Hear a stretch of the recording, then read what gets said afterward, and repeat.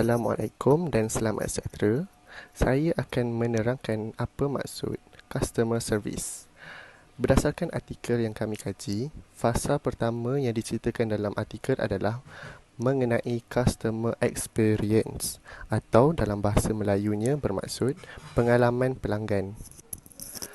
Okey, pengalaman pelanggan ini merujuk kepada keseluruhan sesi jual sesuatu produk atau servis yang diterima oleh pelanggan dan diberikan daripada peniaga ataupun sesebuah syarikat. Sesi itu termasuklah berjalan secara langsung ataupun tidak langsung. Maksud tidak langsung adalah hanya atas talian. Okey. Pada pendapat saya, ini berlaku daripada waktu sebelum pembelian, semasa pembelian dan juga selepas proses pembelian itu dijalankan.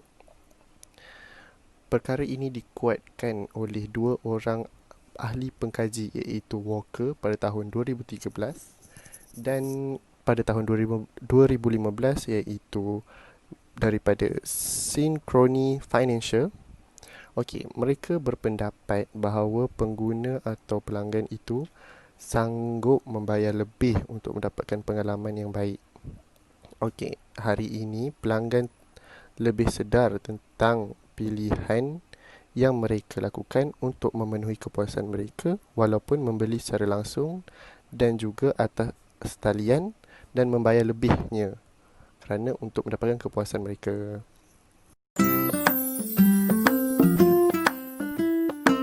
Assalamualaikum. Nama saya Muhammad Iman Najmi bin Nasri. Okey, saya akan ceritakan tentang retail customer experience strategy. Okey, dia ada 3 key advantages. Yang pertama, build customer retention and loyalty. Loyalty ni kita semua tahu kesetiaan. Maksudnya kesetiaan pelanggan. Okey, bagi retailer, kesetiaan pelanggan amat penting sebab pelanggan ni lah yang akan menaikkan mereka punya perniagaan. Jadi, retailer ni dia perlu jalinkan hubungan yang baik dengan pelanggan mereka. Lagi satu, untuk cari pelanggan yang baru, dia perlukan banyak kos. Maksudnya ia merugikan kita sebab kita dah ada pelanggan yang setia dengan kita. So, kita tak perlulah nak cari pelanggan yang baru. Lagi satu pula, zaman sekarang ni ada banyak retailer-retailer yang lain. Contohnya macam kedai hypermarket ke shopping mall. Jadi kat situ ada banyak persaingan untuk mendapatkan pelanggan. Jadi untuk kita dapatkan kesetiaan pelanggan tu, ada beberapa cara. Macam kita boleh tanya pada pelanggan, kita boleh minta feedback dia macam mana cara kita jual barang ataupun servis kita adakah memuaskan hati mereka. So dari situ kita boleh improve and kita boleh perbaiki apa yang mereka nak and kita boleh puaskan kehendak mereka. And lagi satu juga, kita boleh identify ataupun kita boleh kenal pasti barang yang pelanggan kita selalu beli. Jadi dari situ kita tahu apa yang pelanggan kita suka beli, apa yang bila diorang datang kedai kita, apa yang mereka akan beli. Okey, sebagai contoh, kita ambil Aeon. Okey, Aeon dia ada sediakan hadiah untuk pelanggan dia yang ada member club card. Member club card Aeon. Jadi, sesiapa saja yang beli barang yang banyak, jadi pelanggan yang selalu beli barang, diorang akan dapat point. Point tu akan dicatat dalam kad tu. So, bila point tu dah sampai ke tahap yang Aeon nak, Aeon akan bagi hadiah tau. So, pelanggan yang ada member club card ni, diorang boleh tebus hadiah jika point mereka dah cukup. Diorang boleh tebus hadiah yang Aeon dah sediakan. So, dari situ, pelanggan akan rasa lagi seronok, akan lagi rasa macam nak beli dekat Aeon tu sebab dari situ diorang akan rasa macam beli kat situ macam seronok, akan bila beli banyak barang dapat hadiah Aeon bagi. So dari situ akan wujudnya kesetiaan pelanggan. Okey, poin yang kedua ialah boost seller and customer advocacy. Okey, macam yang kita tahu zaman sekarang ni semua orang suka share benda yang baik ataupun benda yang buruk dekat social media ataupun secara face to face. Okey, bagi retailer ni, mereka ni akan menghadapi dan perlu menghadapi customer yang negatif dan customer yang positif. Okey, macam customer yang negatif ni, Bagi retailer, mereka customer negatif ni akan bagi impact ataupun kesan yang buruk lah. Contohnya macam dekat bila customer tu datang and dia nak beli barang tapi barang tu tak ada. Jadi macam customer macam tak puas hati and dia akan viralkan benda tu. Dia akan bagi tahu yang retailer ni tak macam tak jual benda yang sepatutnya, tak memuaskan hati dia. Jadi dari situ um, retailer tu akan mengalami kerugian. Jadi orang-orang lain, customer-customer yang lain akan tengok benda tu, akan tengok feedback yang buruk tu. Jadi akan menyebabkan retailer tu macam tak ada pelanggan, dia akan rugilah. And kalau bagi pelanggan yang positif pula, mereka pelanggan positif ni mereka akan share benda yang baik dekat social media. Jadi contohnya macam customer yang datang ke kedai and layanan retailer tu memang dia bagi layanan yang baik, dia cakap pun elok, dia memuaskan hati pelanggan tu lah. Jadinya pelanggan tu dia akan viralkan kepada orang lain yang dia akan bagi tahu yang retailer ni, kedai ni merupakan kedai yang bagus. Jadi benda tu akan tarik lebih ramai pelanggan tu datang ke kedai tersebut. Okey, yang ketiga pula ialah enhances customer lifetime value. Okey, maksudnya ialah macam mana kita sebagai retailer nak jaga hubungan kita dengan pelanggan. Okey, setiap customer ni dia datang ke kedai kita, dia ada satu brand ataupun satu barang yang mereka suka. Jadi kita sebagai retailer, kita nak kena jaga hubungan, kita kena puaskan hati pelanggan tu. Benda ni lebih kurang macam customer loyalty. Tapi customer loyalty tu macam mana kita nak jadikan pelanggan setia yang kita. Customer lifetime value ni macam mana kita nak jaga hubungan tu. Maksudnya macam mana kita nak jaga customer yang dah ada dengan kita, customer yang dah kenal dengan kita, macam mana kita nak cara kita nak kuatkan lagi hubungan kita. Okey, contohnya macam saya ambil Aeon. Okey, manager Aeon ataupun staff-staff kat Aeon boleh tanya kepada customer, boleh minta feedback macam mana cara servis, cara layanan mereka, adakah memuaskan hati mereka. So dari situ hubungan dengan customer ni, hubungan retailer dengan customer ni akan lebih kuat. Sekaligus boleh membantu retailer tu untuk lebih maju ke hadapan. Okay, sekarang kita beralih kepada 5 strategi pengalaman pelanggan runcit teratas pada tahun 2020. Okey, dengan sempadan antara digital dan kedai secara langsung memudarkan peruncit sekarang. Okey, mereka juga memerlukan sedikit perubahan. Berikut adalah 5 strategi pengalaman pelanggan runcit terbaik yang perlu anda fikirkan untuk perniagaan runcit pada tahun 2020. Okey, saya akan terangkan satu daripada 5. Okey, saya akan terangkan tentang develop better listener and encourage storytelling. Bermaksud mengembangkan lagi pendengar yang lebih baik dan galakkan bercerita kepada pelanggan. Okey, point ini adalah lebih kepada retailers and marketers. Okey, kaki tangan sesebuah syarikat boleh mengeratkan lagi hubungan dengan pelanggan melalui membantu pelanggan dalam membeli belah, berkongsi maklumat, memberikan sedikit pengalaman dan juga pelibatan peribadi yang berkaitan. Cara ini untuk mendapatkan kepercayaan dan keyakinan pelanggan untuk memilih barangan atau perkhidmatan yang diniagakan. Ini lebih kepada jualan secara langsung. Okey, seterusnya jualan antara di atas talian ataupun tidak langsung, dengan mencari maklumat. Kebanyakan pelanggan sekarang ni suka mencari maklumat di dalam internet.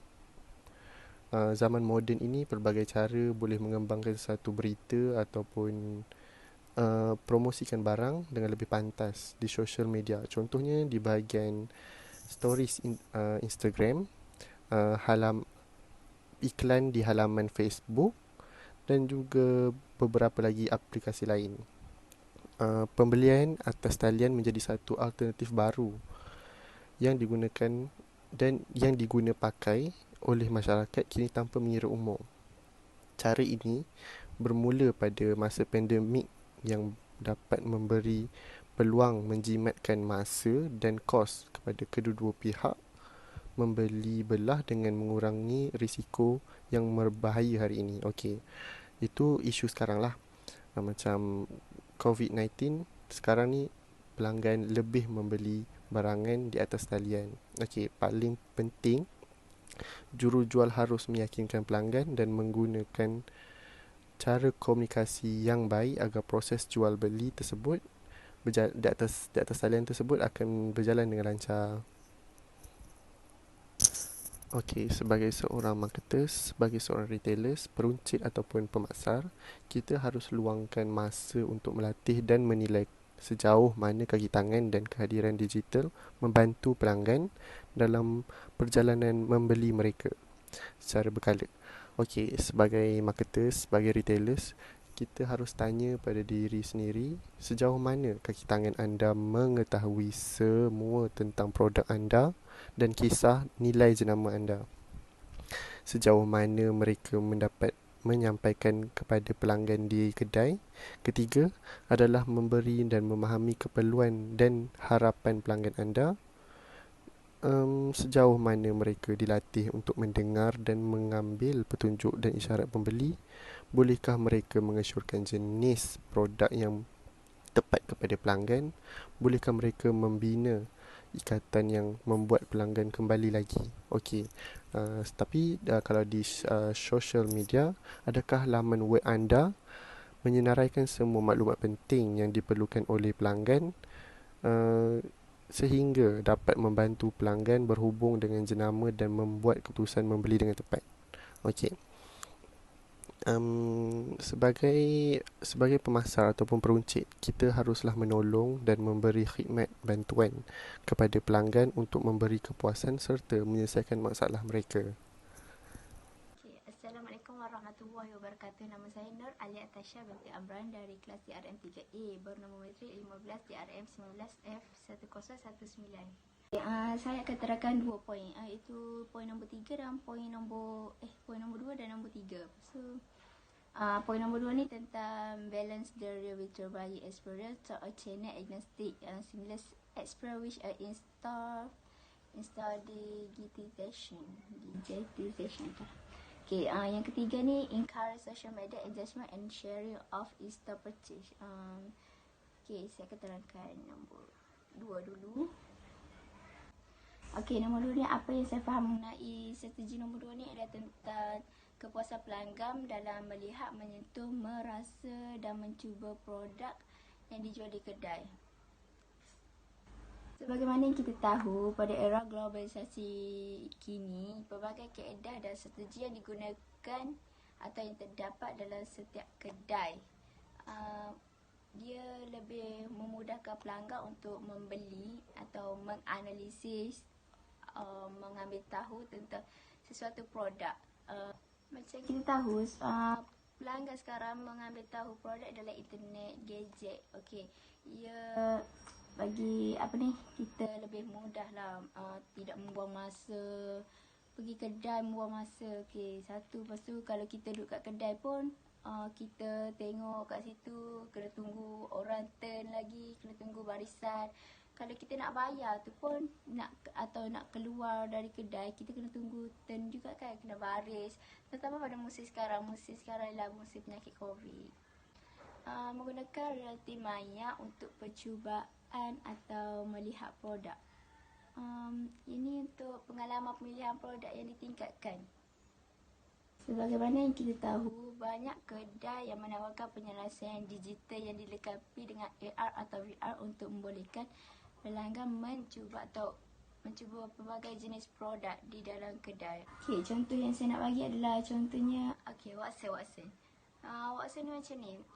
Kalau kita pergi kedai, dulu kita boleh pegang kan, kita boleh tengok, kita boleh try tester dia. Okey. So sekarang tak boleh sebab sebab tertentu lah COVID kan, musim COVID. Kalau kita sentuh touch orang lain, touch penyakit datang kat kita, so kita akan kena.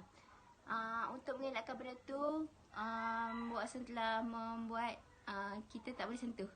Just tengok scan QR. Contohnya macam ada scan QR kat situ, QR code kan. So kita ambil telefon je, buka kamera, scan je. So terus dapat maklumat warna apa. So situ kita boleh tahulah apa yang kita perlu, kegemaran kita. Tak perlu nak sentuh tester sebab yelah musim sekarang, musim penyakit. Kita untuk elakkan benda tu, better kita scan je QR ni. So kita tengok kat dalam phone. Lebih pantas, so nak bayar terus pun kat situ pun boleh. Kita tak payah nak beratur dah.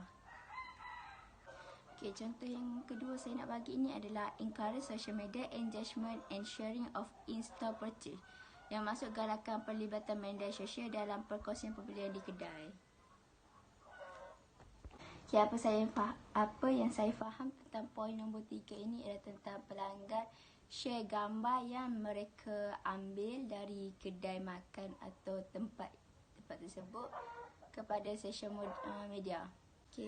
Tipulah kalau saya cakap tak pernah berlaku orang share gambar pergi makan ke, tipu kan. So mesti ada di dalam dunia ni orang akan share gambar. Memang ada. Dah jadi trend zaman sekarang lah. Kalau beli barang tu mesti post kan. Apabila beli, tambah-tambah lagi barang yang berjenama. Ada kala bukan untuk riak, tapi ada kala bertujuan untuk bagi feedback, review kan.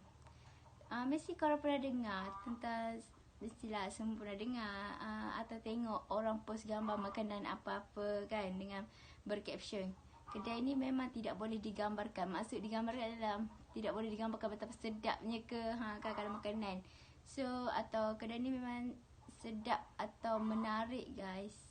Caption mesti gempak. Kalau nak bagi takat gambar ke tempat, something kedai tu mestilah kedai yang macam orang terlalu nak pergi. Contohnya macam kedai tu ada keunikan yang kedai lain tak ada. Contohnya macam memang satu kedai tu makanan sedap, lepas tu hiasan dia memang unik, cara hidangan dia. Banyak kedai yang terdapat sekarang kan.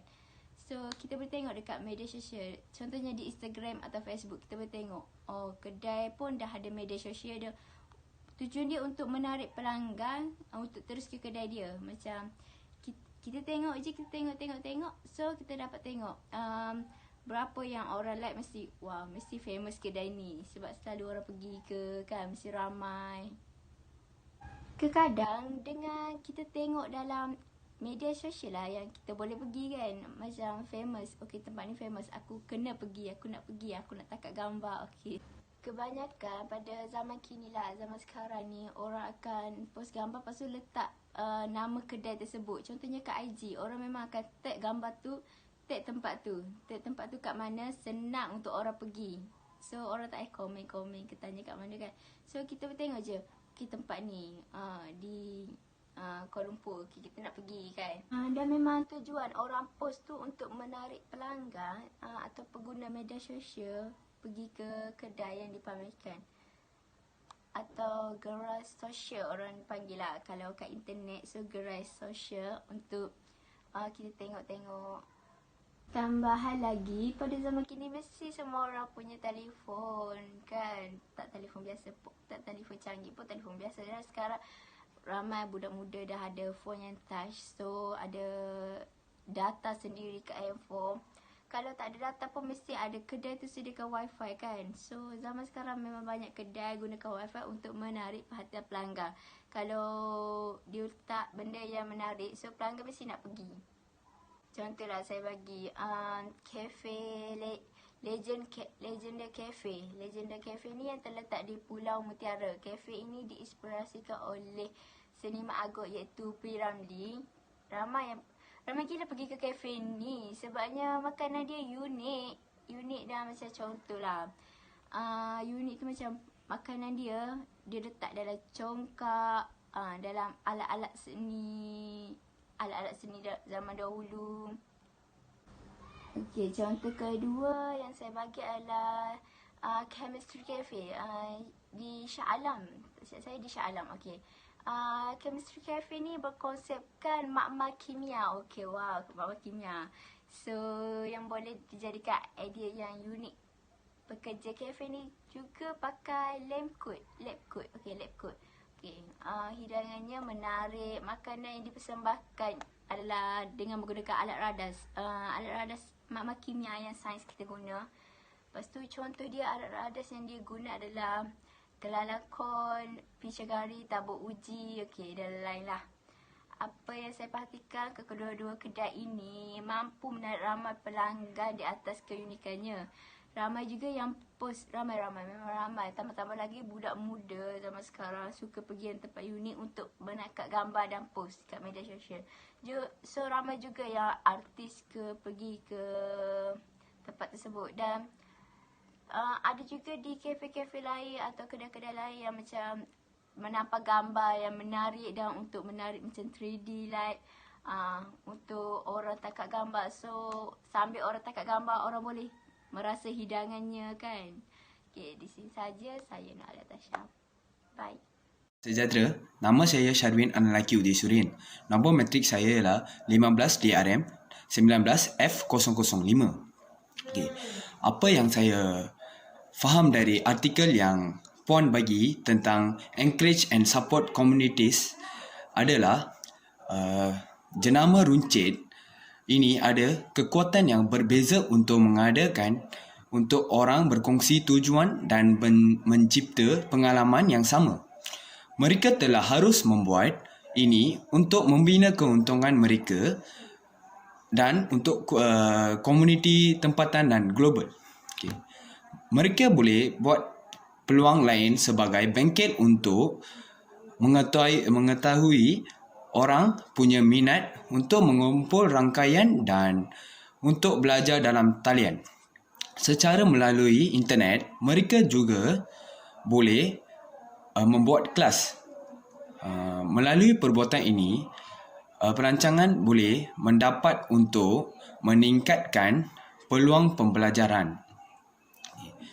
Melalui ini, kedai-kedai boleh meningkatkan nama jenama mereka.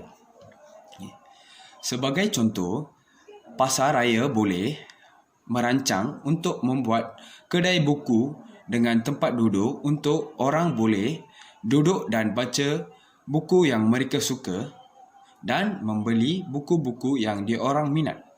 Atau sebuah kedai runcit boleh membuat bengkel membawa di atas talian talian sementara untuk membeli barangan di kedai runcit tersebut. Seterusnya, apa yang saya faham dalam poin kelima iaitu engage customer in DIY, product building and self-customization activities during purchase. Okay. Penyesuaian dalam produk adalah pengalaman terbaik yang dapat diberikan oleh perniagaan runcit kepada pelanggan mereka. Peruncit juga boleh membuka online shopping supaya pelanggan boleh membeli barang-barang yang diorang minati dengan lebih mudah. Okay. Pelanggan tidak perlu pergi ke kedai untuk membeli barang-barang mereka. Orang boleh membeli barang-barang mereka secara di atas online. Okay. Contohnya, kalau seorang pelanggan nak beli barangan kosmetik mereka di Guardian, mereka juga boleh membeli barang-barang kosmetik di online. Okey. Seterusnya, pelanggan juga boleh terus membeli barang-barang DIY dan fix barang tersebut dengan kreativiti sendiri. Sebagai contohnya, pelanggan boleh pergi ke kedai DIY dan membeli almari pakaian dan boleh fix mengikut kreativiti mereka. Okey, terima kasih.